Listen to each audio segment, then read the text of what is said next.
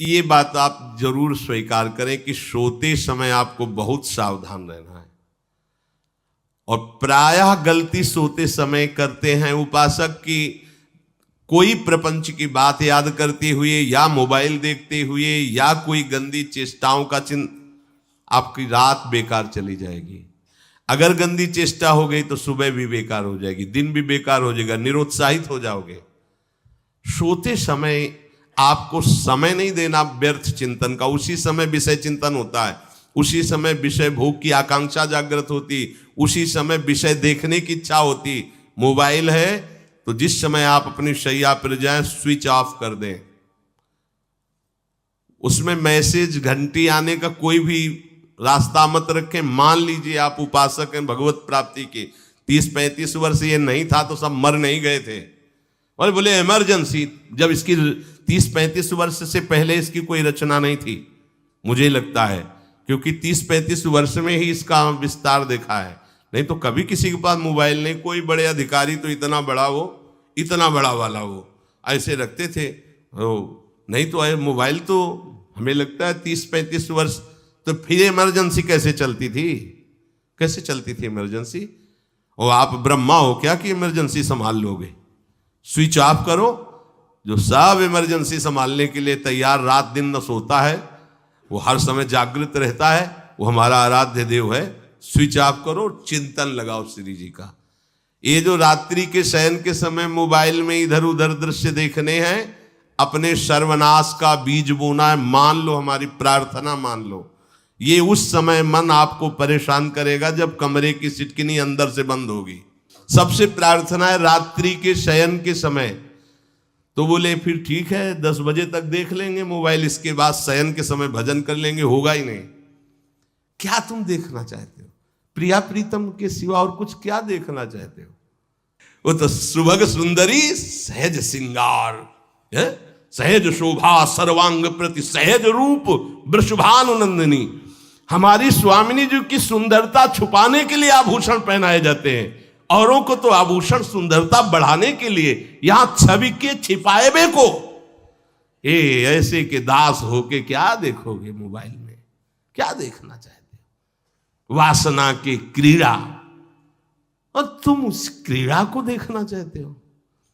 परमार्थ के पथिक हो।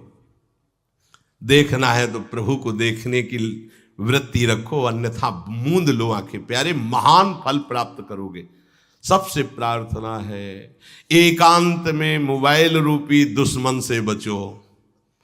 क्योंकि जब आप गंदी बात कहीं देखोगे तो आपके अंदर वैसे ही चिंतन बनेगा, वो ऐसे ही लगेगा मैं भी ऐसा करूं, मैं भी ऐसा भोगूं, मैं भी ऐसा देखूं। मान लीजिए आप, जब हमारे शास्त्र कहते हैं कि पशु पक्षियों के मैथुन को भी नहीं देखना है, अगर ऐसा एक बार दृष्टि पड़े तो मानसिक प्रणाम करके दोबारा दृष्टि न देना।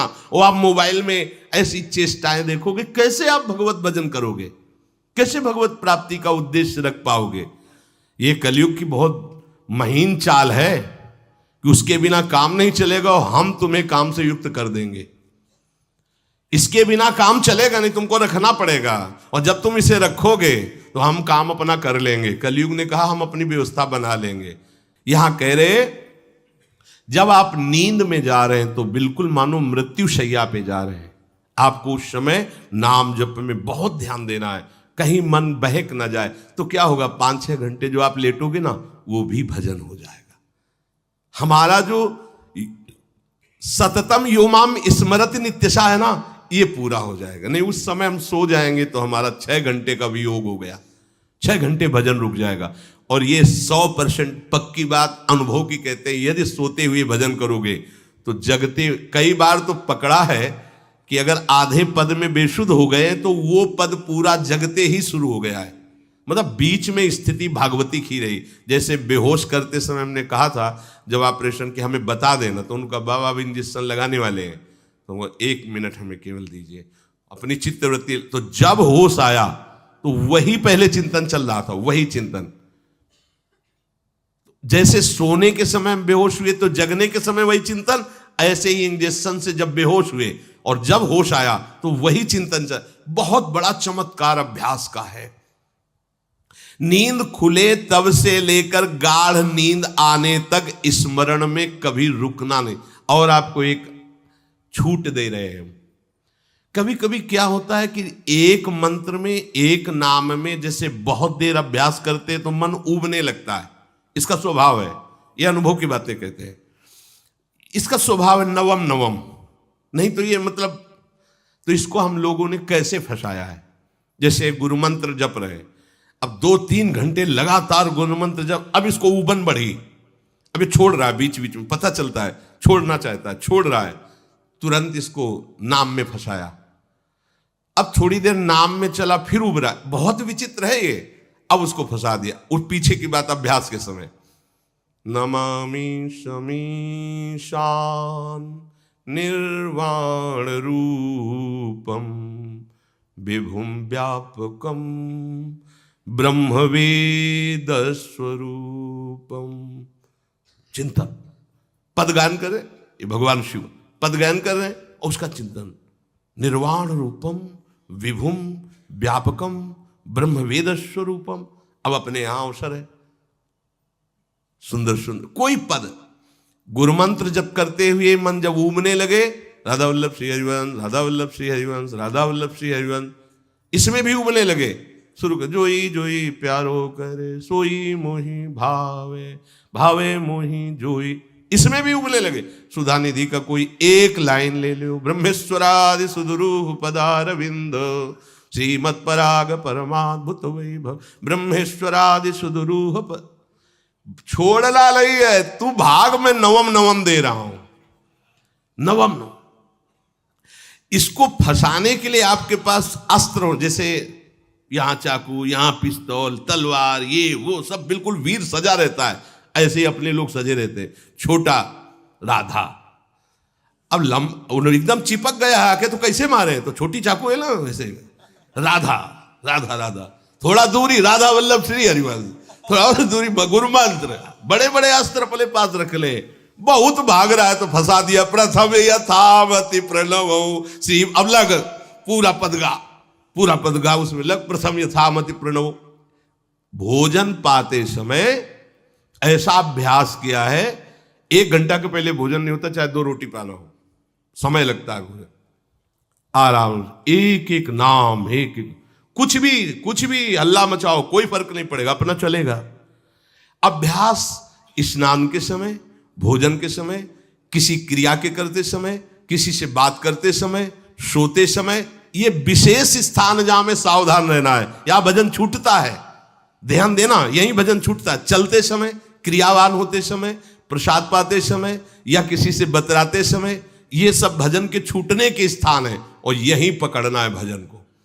जब आपको बिल्कुल न लगे तो मानसिक सब बंद कर दो और गुनगुनाने लगो, जो धुनी आपको अच्छी लगे उसी में नाम, कोई नाम लेके, संसार का चिंतन न होने पावे, चाहे जो कुछ तुम जहां तुम्हारा मन आवे, गंगावरी गोदावरी, कुछ भी, भागवतिक चिंतन के सिवा संसार के चिंतन न होने पाए। पहले ऐसे अनन्य बनो, फिर बाद में अनन्यता आती, रसना कटो जो अनरट। हाँ भी विषय चिंतन कर रहे हैं, प्रपंच कर रहे हैं, बोले रसना कटो जो अनरटो, और नहीं बोल सकते, प्रपंच बोलेंगे बस, रसना कटो, ये शब्द वहां नहीं आते।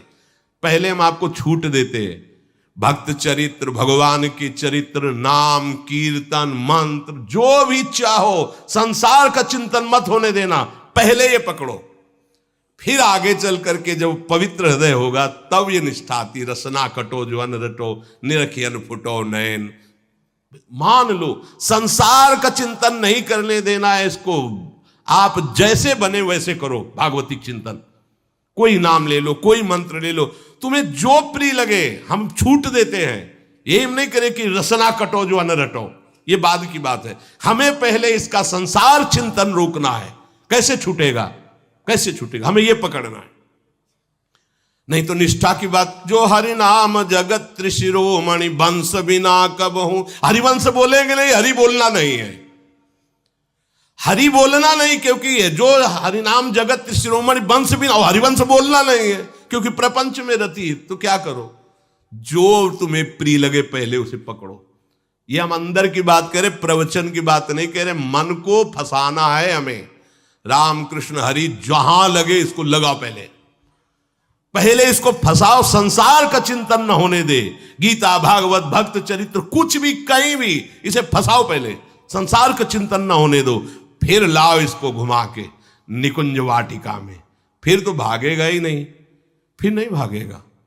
अब सीधे निकुंज वाटिका में किसी महाभाग्यशाली गुरु आश्रित का लगेगा, अन्यथा बहुत प्रपंची मन है। आप आश्रय इधर का लोगे, प्रपंच का चिंतन करोगे, बात बनेगी नहीं। चिंतन छोड़ना है हमें, जैसे बने तैसे संसार का चिंतन छूट जाए तो हम विजय को प्राप्त होंगे। ध्यान दीजिए, इस परमात्म तत्व को वही प्राप्त कर पाता है जिसका राग बीत गया है, खत्म हो गया है, वैराग्यवान। ज्यादा परिश्रम नहीं है वैराग्य में, विवेक नहीं होने के कारण हम वैराग्य नहीं धारण कर पाते। हम बाहरी बातों को वैराग्य ले लेते हैं, ऐसा कपड़ा बदल लेना या कपड़ा ना पहनना या लौकी का कमंडल, मिट्टी का पात्र, तो हम अपने को वैरागी। बात यहां नहीं रुकेगी। वैराग्य का इतना ही मतलब नहीं, ये भी एक बाह्य अंग है वैराग्य का, पर वैराग्य का सच्चा स्वरूप है वीतरागा। कहीं कुछ भी अच्छा नहीं लग रहा, कोई भी सुख आकर्षित नहीं कर रहा, लोक लोकांतर की प्रतिष्ठा, मान, सुख, ऐश्वर्य, व्यक्ति, कुछ अच्छा नहीं। राग खत्म हो गया। ऐसा उस अक्षर ब्रह्म को, अविनाशी तत्व को जान पाता है। जगते भयो फिरे बैरागी। जैसी हरिवंश प्रपंच बंच सब ये काल ब्याल को खायो। हालत यह है कि जैसे सांप ने मेढक को पकड़ रखा और मेढक सामने पतिंगा को, कीड़े को पकड़ना चाहता है। उसे यह पता नहीं कि मैं खुद किसी का कवल बन चुका हूं, वो एक झटके में मुझे अपने पेट में ले जाएगा। ऐसे ही हम सब हैं, काल के द्वारा ग्रसित है। काल ने हमें पकड़ रखा है, पर हम भोग भोगना चाहते हैं। हम नाना प्रकार की मान प्रतिष्ठा पाना चाहिए, ये पता नहीं एक झटके में हमारा अस्तित्व ही खत्म हो जाएगा। जिनके अंतःकरण में किसी भी व्यक्ति, वस्तु, स्थान, पद, प्रतिष्ठा का राग ही नहीं रह गया है, उसे कहते हैं वैराग्यवान। वीतरागाः, राग ही नहीं है। जिनका अंतःकरण निष्पाप निर्मल हो चुका है, जिनके हृदय में केवल भगवत प्राप्ति की उत्कट लालसा जागृत हो गई है, ऐसा साधन संपन्न उपासक परमात्म तत्व में प्रवेश पाता है। अध्यात्म मार्ग की ऊंचाई पर वो स्थित हो जाता है। यदि छंतु ब्रह्मचर्यम चरंती, जिनकी इच्छा एकमात्र भगवत प्राप्ति की है, यदि छंतो, तो उनको क्या करना होगा? ब्रह्मचर्यम चरंती, ब्रह्मचर्य का पालन करना होगा। प्रत्येक इंद्रियों का निर्विषय हो जाना वास्तविक ब्रह्मचर्य है। केवल जनेंद्रिय से ही ब्रह्मचर्य को नहीं लेते। हमारी प्रत्येक इंद्रिय भोगों से रहित होकर भगवत अनुराग में, नेत्र प्रभु को देखना चाहते हैं, त्वगेंद्री प्रभु को स्पर्श करना चाहती है, घ्राणेंद्री प्रभु के श्री अंग की गंध पाना चाहती है, श्रवणेंद्री प्रभु के वचन सुनना चाहती है। एक एक इंद्रिय अपने प्रभु में लग गई, अंतर्मुख हो गई, बाहर विषयों का त्याग हो गया। इसे ब्रह्मचर्य कहते हैं। पर प्रारंभिक ब्रह्मचर्य में जनेंद्रिय का ब्रह्मचर्य अत्यंत आवश्यक है। यदि जनेंद्रिय जन्य व्यभिचार दोष से युक्त है तो कदापि उसे भगवत प्राप्ति नहीं हो सकती। शुभ गति व्यभिचारी शुभ गति चाहे असंभव। और भगवत मार्ग में सबसे बड़ा दुश्मन यही व्यभिचार दोष है, काम। इसी से हमारा हृदय मलिन होता रहता है, अंधा बटे और पड़ा चबाए वाली दशा रहती। कहते हमें 50 वर्ष हो गए। अरे 50 जन्म हो जाए तुम व्यभिचार करो, गंदी बातें करो, गंदे चिंतन करो, सो समय व्यतीत कर, अनंत जन्म व्यतीत हो गए, भगवत प्राप्ति हुई क्या? 50 वर्ष से भगवत प्राप्ति हो जाएगी क्या? 5 मिनट काफी है भगवत प्राप्ति में, एक बार नाम काफी है। वो स्थिति तो लाओ। बार बार बहिर्मुख वृत्तियों के द्वारा विषयों में सुख बुद्धि कर लेने से हमारा सारा का सारा अध्यात्म चिंतन बदलता रहता है, इसलिए लाभ नहीं मिल पाता, एक रस चिंतन नहीं रह पाता। बार बार विक्षेपी विषय करते रहते हो, हम सहते रहते हैं और भोगते रहते हैं। एक बार तो हिम्मत करके उठो, अवलो नशानी अब ना नशई हो, एक बार तो दृढ़ बनो। बस मन के अनुकूल चलने की बात को तुम्हें रोकना होगा, तभी तुम्हारे अंदर यदि क्षण तो ऐसी इच्छा जागृत होगी। पक्का पक्का ऐसा ही है। जब हम किसी विषय के वेग को सहते हैं, विषय नहीं भोगते हैं, तो मन बहुत जलाता है। उस जलन में फिर एक ही बात होती है, बस भगवत प्राप्ति हो जाए, झंझट खत्म हो जाए। कब तक हम इसमें चलेंगे? एक बार भगवत, वो जलन हमको भगवत प्राप्ति की इच्छा प्रकट करती है।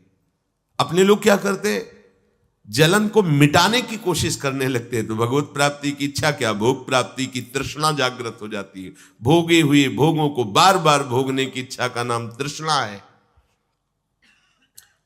बाहर और भीतर से कोई सहयोगी नहीं, जल रहा है उपासक, तब रास्ता निकलता है भगवत प्राप्ति का, तब इच्छा प्रकट होती। अब नहीं, बहुत जल लिया, अब तो केवल प्रियाजू के समीप जाना है, अब तो प्रभु के सानिध्य में रहना है, नहीं इन भोगों की जलन में जलना है।